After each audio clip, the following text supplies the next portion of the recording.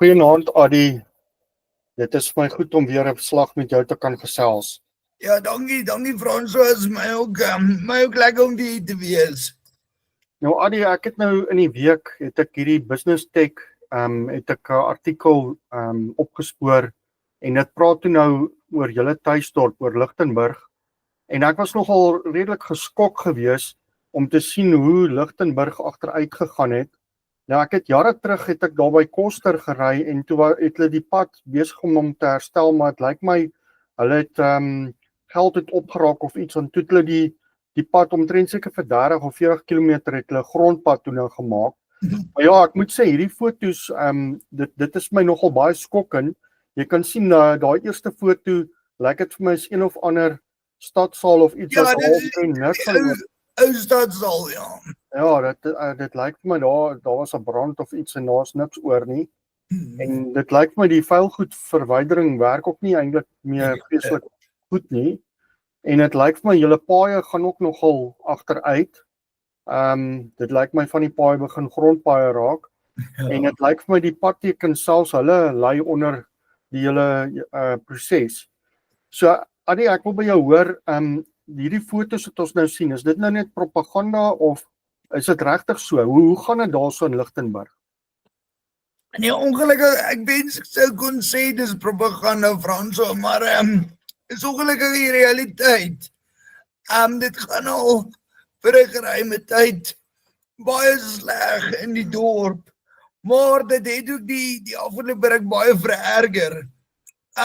My skoonouers het in 2011 hierheen verhuis. Dis die jaar net voor ek en my vrou getroud was, terwyl ons verloof was, en my skoonouers Lichtenburg toe verhuis. So ek kom al sporadies hier van 2011 af. En nou wil ek net terug gaan sien toe wat dit was toe ek kennis maak met die dorp. En my skoonouers het van Limpopo provinsie Parmat Bella afgetrek hier naartoe. En op daai stadium het skoonpa eintlik 2 aanbiedinge gehad vir werk. Een was hier in Lichtenburg en een was in Bethlehem in die Vrystaat. En hy het al 2 ondersoek en die voor- en nadele en het eintlik besluit dat Lichtenburg die beter opsie is. En vandaag sê hy dit nie sê nie, maar selfs in 2011 was Lichtenburg nog 'n baie mooi dorp. Dit was 'n redelike netjiese dorp.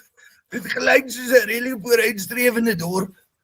En ons, ek en my vrou en ons kinders, ons het in 2021 hierheen verhuis. Dis met ander woorde so 4 jaar gelede. En alhoewel die agteruitgang toe al duidelik sigbaar was teen daai tyd, het dit veral in die afgelope 3 jaar van middel 2022 af wil ek sê, het dit baie erg geraak. Net om 'n voorbeeld te noem, nee. Kyk, jy het nou foto's gewys van die paaie in die stadsaal. Nou was dit ook die baie bekende Lichtenburg museum wat afgebrand het, wat onder andere primêre bronne gehuisves het in die argiewe, briewe van generaal Delarey, oorspronklik kopieë wat nou verlore is. Maar buiten dit is groot gedeeltes van die dorp was vir die afgelope paar jaar vir tot 'n maand lank sonder krag. En dan praat ek nie net van 1 keer nie. Dit het al herhaaldelik gebeur dat die krag in groot dele van die dorp vir 'n week, 2 weke tot soveel as 'n maand lank af is. En ons heeltyd hierdie spanning tussen die Eskom en die munisipaliteit van die munisipaliteit weet ek nie, skuld miljoene. Skuld aan die Eskom miljoene. En Eskom wil nie die infrastrukture onderhou as die munisipaliteit nie iets betaal nie. Jy weet, so daar's heeltyd hierdie stryd. Die paaie is in 'n toestand, nou moet ek sê, dit hang aan AfriForum. Dis nie die munisipaliteit nie, maar dit hang aan AfriForum is 'n paar van die hoofpaaie in die dorp daarom nog redelik in 'n goeie toestand. Maar soos ek sê, dit is enkeles. In die woonbuurte lyk die paaie veral in Burgersdorp se kant, die mense wat nou Lichtenburg ken, veral Burgersdorp se kant van die dorp, lyk verskriklik sleg, die paaie is totaal onrybaar. Almal wat dit kan bekostig, kry 'n sonkrag en boorgate, want jy kan nie op die munisipaliteit staat maak vir watervoorsiening nie. Die water, ja, die water, dit gaan met die water net soos die krag. Jy weet, dis aan en af. Party dele, ons het eintlik al met die humanitêre krisis hier gesit. Op 'n stadium die dele van die dorp vir 'n maand lank nie water gehad het nie. So nou moet jy weet, mense kan nie bad nie, nie drinkwater nie. So, Noordwes Koöperasie en AfriForum en die kerke selfs. Die kerke gryp dan in om bietjie hulp te verleen, omdat die situasie so ondraaglik raak. Nou net die effek natuurlik hiervan is dat besighede die dorp verlaat. Die was 'n baie groot Clover melkfabriek gewees. En die dorp wat toegemaak het, ek weet Agrico is 'n baie groot landbou-implemente vervaardiger. Hulle hoofkantore, of hulle het 'n groot kantore hier. Hulle het al gedreig om te skuif om dit te maak. So die effek, langtermyn effek op die ekonomie is baie negatief, omdat die werksgeleenthede dan ook afneem. Nou moet ek sê, Lichtenburg is by uitstek 'n landbougemeenskap. En genadiglik het ons wel hierdie somer, afgelope somer, wel, ons is nog in die middel van die somer, maar die eerste helfte van die somer was baie goeie reënval. 'n baie bo-gemiddelde reënval, so ons verwag redelike goeie mielieoeste die jaar. En as dit goed gaan met die landboubedryf, dan brei ons 'n bietjie verligting vir die hele ekonomie. So dis die een positiewe ding wat ek kan noem, maar ek bedoel die pad wat die dorp in die omgewing loop is absoluut een van agteruitgang en verval. Nou Adi, hoekom gebeur hierdie dinge? Dit lyk vir my dit is nogal ernstig. Ek sien iemand anderster sê dat dit is 'n 11-jarige wat sê there is nothing working where we stay. No water, no sewage, nothing. Nou dit lyk vir my, dit is nou iemand wat in die township bly, so dit lyk vir my dit is so 'n paar grade nog erger daar. Julle kan nou nog so 'n soort van julle self aan die gang hou en ek kan sien daar's daarom julle het sonkrag, die elektrisiteit werk en ons kan oor die internet praat. Maar dit is eintlik haaglik vir daai mense. Nou maar hoe het hierdie dinge gebeur? Wat is die oorsaak van al hierdie probleme? Dit is, soos jy sê, baie erger vir die armes. Want die armes kan hulle self net nie verskans teen die goed met bijvoorbeeld sonkrag nie. So, hulle die mense in die townships, die hulle dorp bly. Ek moet nie daai pad maak nie, maar die mense in die townships, soos jy sê, dit werklik die ergste. Nou maar die vraag is hoekom? Hoekom gebeur dit in Lichtenburg? Dit is natuurlijk nie net in Lichtenburg nie, dit is 'n tendens wat hou in talle plattelandse dorpe sien. Maar hier in Lichtenburg is dit baie erg. En in die eerste plek het dit te doen natuurlijk met wanbestuur en eintlik kriminele owerhede. En ek gebruik die woord krimineel, want ek bedoel die geld word eenvoudig gesteel. Nie net swak spandeer nie. Dit word gesteel en dit kan natuurlik toegeskryf word aan 'n algehele heersende kultuur wat gekenmerk word deur misbruik, hebsug, selfsug en apatie, jy weet, ek gee net nie om nie. Ek gee nie om wat gebeur met my naaste nie, ek gee nie om oor die dag van môre nie. Daar's nie goeie leiding in die samelewing en in die plaaslike owerhede nie. Nou, ons moet Ons moet erken, daar is 'n realiteit dat openbare administrasie was nog nooit Afrika se sterkpunt nie. Maar die bevolking hier in Lichtenburg, die meeste van die mense hier is Tswanas. En volgens die nuussyfer is 75% van die Tsabotla munisipaliteit is Tswanas. Nou as jy bijvoorbeeld kyk na die land Botswana. Botswana is hier net so 100 kilometers uit van die grens met Botswana af. Dit is dieselfde volk wat daar bly as wat hier bly. En alhoewel Botswana nou nie 'n eerste wêreldse land is nie, gaan dit oor die algemeen in Botswana aansienlik beter as in Noordwes. Daar is baie meer ekonomiese stabiliteit, die politieke verval is baie minder erg as hier. Nie dat Botswana nie sy uitdagings het nie, maar as jy die twee vergelyk, doen Botswana werklik baie beter. So ek dink die rede waarom het spesifiek so erg gaan hier in Lichtenburg het spesifiek te doen met die kultuur wat ons ongelukkig baie in Suid-Afrika vind. Maar wat hier sterk na vore tree as een van die kulture is, die wêreld skuld my en ek het die reg om te plunder en te steel soos wat ek wil. Dit is die uitgangspunte van die owerhede hier. En dit is natuurlijk helemaal 'n stryd met die waardes van die Christendom, maar hierdie kultuur van entitlement, as ek dit so kan noem, het nog meer as net die geld wat gesteel word, meer as net die infrastruktuur wat nie onderhou word nie. Dit het nog 'n dieper liggende effek om die sosiale samehang van die gemeenskap af te breek. Mense verdink mekaar.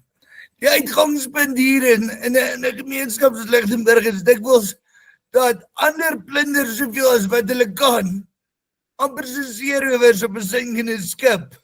So ek moet maar probeer om my stukkie van die paai ook te kry. En dit bemoeilik samewerking tussen die gemeenskap, die owerhede en die onderlinge verhouding van die verskillende gemeenskappe met mekaar. En natuurlik die vermoë van gemeenskapsinstansies om leiding te neem soos wat reeds op baie ander plekke in die land gedoen word. So jy het byvoorbeeld baie ander voorbeelde van, ek dink selfs in Gauteng, selfs in die groot stede, is dit eintlik vanuit die gemeenskap wat baie van hierdie dienste gelewer word. En hier in Lichtenburg is dit asof dit nie van die grond af kom nie, juist omdat hierdie kultuur van selfsug, hierdie kultuur van die eie ek dink die sosiale kohesie onder die gemeenskap baie skade aangedoen het. So uiteindelik, dit doen met die sonde, maar hier is spesifieke manifestasie daarvan. Van selfsug, hebsug, en werklik apathie, werklik 'n gebrek aan vooruitsig, 'n gebrek aan omgee oor die toekoms of om iets vir die nageslag in stand te hou. Nou Adi, is daar 'n toekoms? Kan 'n mens iets aan hierdie verval en agteruitgang, kan 'n mens iets daaraan doen? As ek nou dink aan julle persoonlik, 'n mens kan seker wegmigreer of iets, maar as ou nou na die groter prentjie kyk, dink jy daar's enigsins wat iets gedoen kan word? Wel, ek dink die ingryping sal moet baie radikaal wees, omdat die oplossing hier is nie polities nie, dit lê nie by die stembus nie, dit lê nie by ek wil amper sê om ander mense noodwendig aan te stel in die poste nie. Die kultuur sal moet verander, die ingesteldheid van die mense en die owerhede sal moet verander, die uitgangspunt van ek vat alles wat ek wil hê sonder om te dink van die dag van môre, dit sal moet verander. Die wêreldbeskouing sal moet verander. En ek dink hiervoor is die evangelie natuurlik kardinaal. Maar wanneer ons praat van die evangelie, dan moet 'n mens ook hieronder verstaan dat ook die humanistiese narratiewe wat hierdie kultuur voed, moet uitgedaag word. En ek bewys hier spesifiek na die victim mentaliteit. Waar ons Suid-Afrika, spesifiek met die geskiedenis van apartheid en die ANC wat daai dooie perd deeltyd probeer lewendig hou, sit jy met die mentaliteit wat eintlik gekweek word deur propaganda, dat mense nie wil verantwoordelikheid neem vir hul omstandighede nie, en altyd die blame wil skuif. So daardie sin vir verantwoordelikheid, die sin vir verantwoordelikheid is absoluut kardinaal. En dit kan eintlik nie in 'n kultuur soos hierdie anders gedoen word, anders gevestig word as deur die evangelie nie. Verder op 'n praktiese vlak, dink ek natuurlik dis wesentlik belangrik vir almal om minder afhanklik te raak van die staat. Of daardie om dit te doen, is daai gemeenskapskohesie, daardie onderlinge vertroue wesentlik. En dit is nou eenmaal so dat dit is al keer op keer bewys dat multiculturalisme werk negatief in op sosiale kohesie. Dit is eintlik logies, hoe minder gemeenskaplike faktore daar in 'n bevolking is, hoe minder gemeenskap gaan jy hê. En ek dink byvoorbeeld een voordeel wat Botswana juis bo in Noordwes het, is die homogeniteit wat Botswana kenmerk. En in Suid-Afrika sit ons nou met hierdie etniese spanning. Die etniese spanning wat ou probeer bestuur, maar die feit van die saak is, ek dink ons sal moet afsien van die liberale nasiebouprojekte wat nou vir dekades misluk. En ons sal moet beweeg na desentralisasie toe. Desentralisasie nie net die owerheid desentraliseer nie, maar die gemeenskappe toerus, of eintlik net die ruimte skep, waar gemeenskappe self kan toerus, om verantwoordelikheid te neem. Ek dink as jy daai dinamika vestig, gaan hierdie blame shifting idee ook baie minder wees. En uiteindelik meen ek dat die imperiale staat waarin ons bly, en vir die kykers wat nou nie weet nie, met die imperiale staat bedoel ek Suid-Afrika, wat eintlik 'n produk van imperialisme is. Uiteindelik sal hierdie imperiale staat moet opbreek sodat volke weer hulle self kan regeer. En hierdie paradigma is in lyn met die beginsels van die evangelie, dis in lyn met die skrif, en ek dink die praktyk bewys die noodsaak daarvan. So ek dink as 'n mens Bybelse beginsels toepas om hierdie spanning en jaloesie te probeer nie net bestuur nie, maar uiteindelik weg te neem, deur die werk van die Heilige Gees in mense harte, dan gaan dit baie ver gaan om die sosiale te begin verbeter, in die sin dat dit mense sal dryf om self verantwoordelikheid vir omstandighede te neem, en omstandighede na die beste van hulle vermoë te verbeter. En ek dink Orania dien vir ons as 'n voorbeeld hiervan. Dis 'n munisipaliteit wat byvoorbeeld geen subsidie van die staat kry nie. Die enigste munisipaliteit in die land sover ek weet wat geen subsidie van die staat kry nie. En hulle funksioneer. En in my gesin se kop, op my kop, op die langtermyn staan maar in daardie rigting. Dis 'n gesprek vir 'n ander dag, maar ek dink werklik dat Orania dien as voorbeeld, as 'n bloudruk, wat ook op ander gemeenskappe toegepas kan word. Nou, ek wil nie sê dat die evangelie as sulks Lichtenburg noodwendig in 'n Monaco sal verander nie.